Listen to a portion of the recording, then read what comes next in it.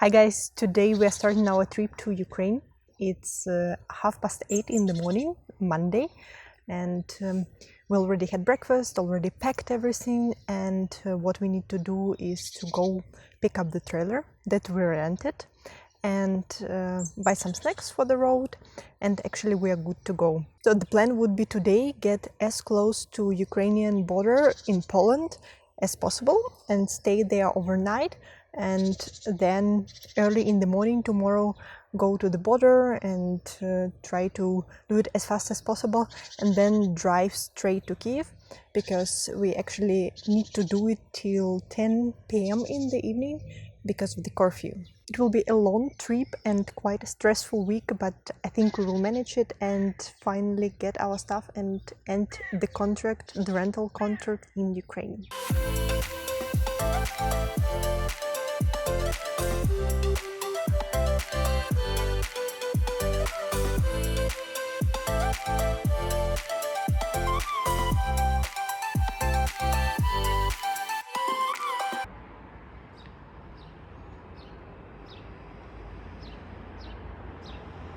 Hi guys, it's Wednesday morning, and as you can see we are already in Kyiv.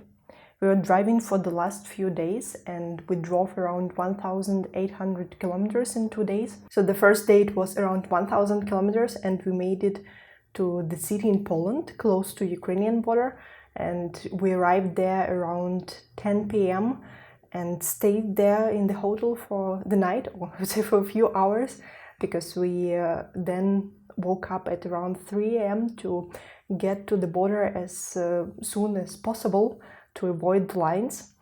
So we got a few hours of sleep in Poland and then we drove to Ukraine, to Kyiv. We actually made it in 1 day and arrived yesterday around 5 p.m.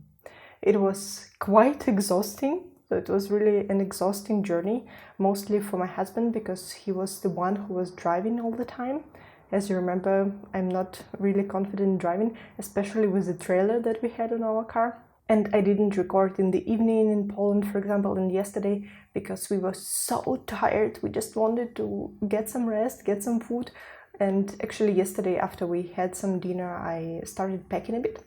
And today is Wednesday and it's the day of packing and loading our trailer. I'm really curious to see how it will go, because once when we moved from Kharkiv to Kyiv, we also hired a moving company to help us packing and loading their truck and actually bring our stuff to Kyiv. This time we are bringing our stuff to Germany ourselves. And they said that they can be done within 6 hours, but they were not done even after 10 hours. And we actually had a train to catch in the evening and they were still not done. And thankfully the landlord of our apartment in Kharkiv showed up to pick up the keys, and he waited with them till they finished loading and we already went to catch our train. So I'm really curious to see how it goes today. Although, to be honest, we are taking not a lot of our furniture because it will not fit in the trailer. So we just take the stuff that's expensive and important, like for example documents for legal entities and so on, and of course some clothes and maybe some dishes if they fit. It's relatively quiet in Kyiv. Yesterday there was only one time when the air raid siren went on, and it was just briefly, but during the night it was also quiet. But you can actually see that there are much less cars in the city and also less people, and there are some fortifications of course, but it seems like people try to go back to their normal life. I mean, they don't have a choice. If they have a job and they don't have a lot of savings, they actually have to go to work and earn some money to somehow live. So I will already start packing. Christian is still sleeping a bit and our helpers will show up in an hour or so, but I will already pack some stuff that I can do and we'll keep you guys updated. It's noon here and I would say that we're on track with packing. We packed most of the stuff and we also already prepared everything to be brought downstairs to load in the trailer. The kitchen is already packed, we just need to demount this table, so the man who will pick it up actually has a better chance to fit it in the taxi, and everything else that we want to take is actually already in the boxes. The chairs, we have 6 of them, stay here. And quite a lot of stuff stays here, to be honest, but it is what it is. And here also First of all, most of the furniture doesn't belong to us, and the small table here and the chairs that we had here, they just stay here. But we have a few boxes, so a few screens, and this small stuff also stays because it's not very important.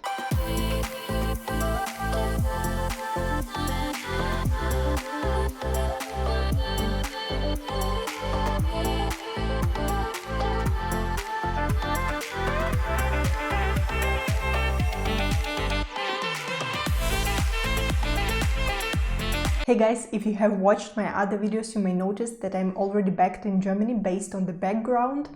And I have to admit that I stopped filming the vlog, our traveling to Ukraine, after the third day because I was just extremely tired.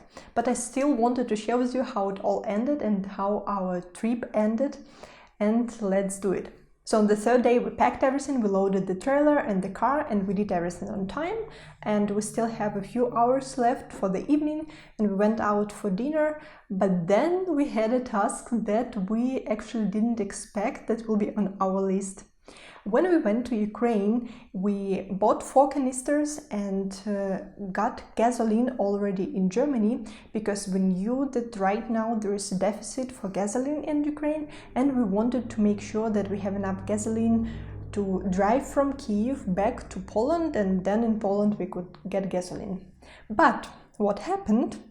My husband, and of course it's also my fault because I didn't pay attention, when we were buying canisters, checked the label and checked the price for the canister, and it said 20 liters, so we thought we had 8 liters, which would be enough to get to Poland. In fact, what we noticed on the third day when we were loading the car, that the canisters are 10 liters. That meant that we had to get gasoline somehow.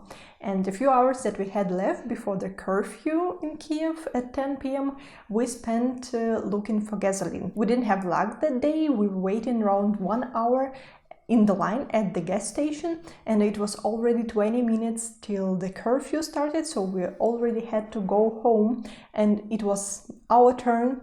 And at that gas station you were able to buy gasoline already beforehand via app, and somehow we bought it, but the app didn't work and we didn't get gasoline. So we decided that we will try get gasoline on the way to the western part of Ukraine, and next day when we will drive in there.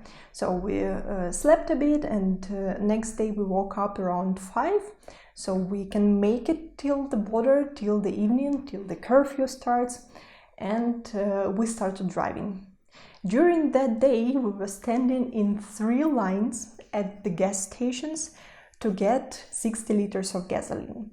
At the gas stations where you have gasoline, they give only 20 liters per car or per person, and that's why we had to stand in 3 lines.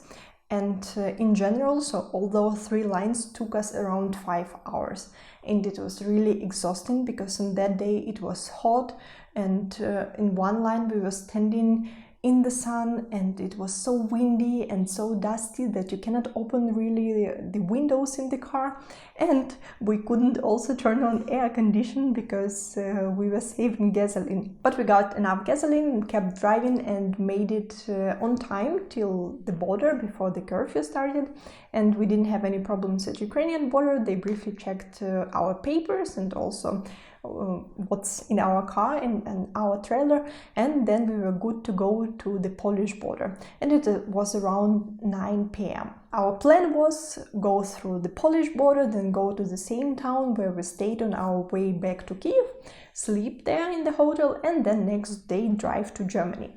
But it didn't go that way. At the Polish border, the custom agent decided that we are bringing a lot of stuff to European Union, and we tried to explain to him that it's our personal belongings, we are moving to Germany, and I already have an official residence permit, so I'm allowed to bring my stuff to Germany, and it's nothing more than our clothes, dishes, and also a few pieces of furniture. But he kept insisting that it's too much, that if it's only our personal belongings, that they should fit in our car, and in the end he decided that we should go to the line with trucks.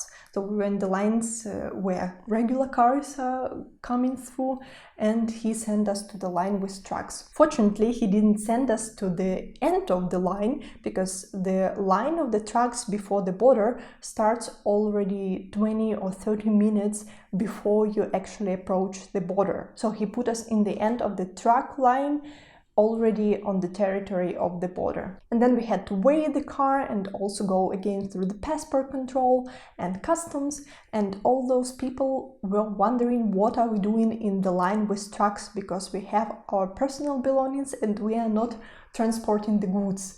And I was just shrugging because I cannot do anything. They told us to come here and I cannot do anything against it. We also would want to already go to Poland and don't stay on the customs. So the waiting itself and then going from one window to another and then waiting again took us a few hours, and the last point that we had to do, or the last thing that we have to do, was to X-ray the car and the trailer, and it was already around 2 a.m. We didn't expect that we will stay that long at the border, and we actually didn't have a lot of food with us. We had a few croissants along the way during the day, and we didn't bring anything because we didn't stop at the supermarkets, and we expected that we will arrive in Poland in the evening and had dinner there. So we were waiting there from 2 till around 4:30 to X-ray our car, because again there was a line of trucks in front of us. And in the end, around 5 a.m. they finally said that, okay, you can go. You don't need anything, you don't need any declaration, or you don't need to go to the custom broker or whatever the first guy told us to do, so that we need to declare everything that we are bringing into the European Union. And they just let us go. On one hand, I was happy because I was already so exhausted. We didn't sleep the whole night, we didn't have enough food, and it was hard to communicate with the workers at the border and with the customs, because they don't speak English, none of them. They speak Polish, I speak Ukrainian. We partially understand each other, but maybe 70%. And when it comes to some complicated things, I don't understand them, they don't understand me. So it's not clear what they want you to do. And it was really like hungry and sleep deprived, and I was happy that they let us go. But on the other hand, why on earth would you hold us there the whole night if everything was so easy and we anyway didn't need anything? Yeah, so that's how we spent the night at the Polish border. And then we still drove to the Polish city where we planned to stay for the night. We wanted to have breakfast at McDonald's, but it was closed. We just slept a few hours on the parking lot at McDonald's, had breakfast, and then kept driving. We thought if we should stay in the hotel to sleep a few hours, but Christian was feeling fine and he said, I can drive. In the end, he was able to drive the whole day to Germany. And we arrived here in Germany, in Bayern, around 9 p.m. that day. So we arrived as planned, but in our plan we actually would stop and have some sleep, and what happened? We didn't sleep the whole night because of the Polish customs. So next day we unloaded the truck and brought all the boxes and all the stuff that we had in the trailer in our living room, which was empty because we didn't buy any furniture for the living room. It wasn't that important. And we started unpacking. So that's how our journey to Ukraine ended. I feel a bit relieved because we got our stuff and now we don't have to pay rent in Ukraine, which saves us around 1,000 euro per month, which is nice money. And also that we have stuff that is not necessary to leave, but still nice to have. Like, for example, chairs on the balcony, or additional pair of shoes, or a few additional t-shirts and so on.